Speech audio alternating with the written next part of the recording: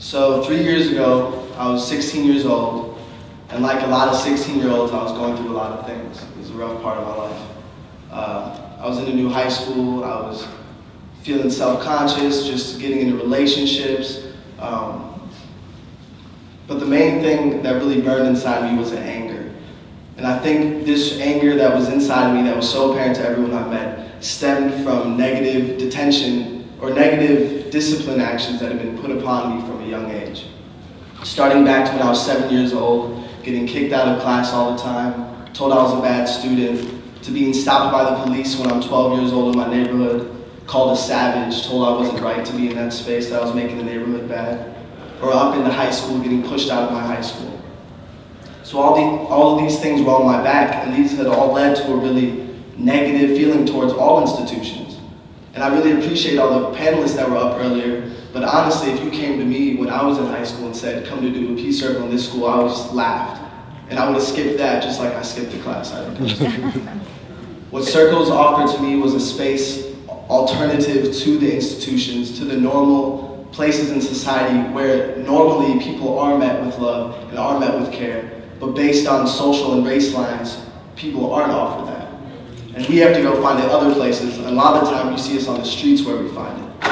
But even there, we're met with constant police surveillance.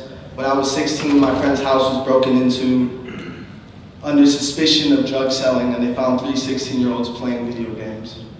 Put an AK-47 to my head, say if I moved I would die. And it's kind of funny that we're sitting here talking about restorative justice, almost arguing it, when the current system just seems so obliquely unfair and unjust. A lot of things today have made my blood kind of boil, and I want to say this, I want to bring it back to restorative justice is not a new idea or a new thing. It has been practiced by indigenous people all over the world for centuries and centuries. We are the ones who have adopted an archaic justice system that is gripping the throat of young men of color here. I'm blessed to have circles and ciphers in my life.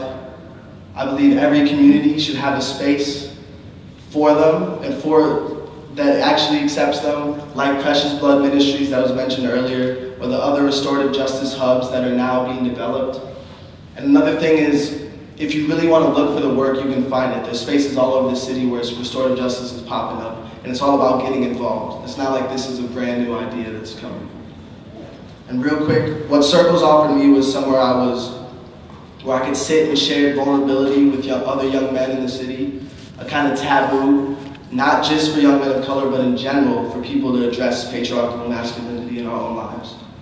It was a space that respected me for where I was when I came to it, didn't ask questions, didn't make me wear a uniform, didn't force me to be there.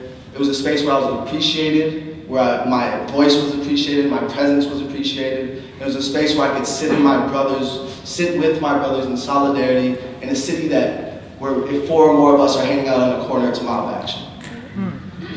And I think that's why restorative justice means a lot to me, and I hope that these words today stir something in you. Thank you.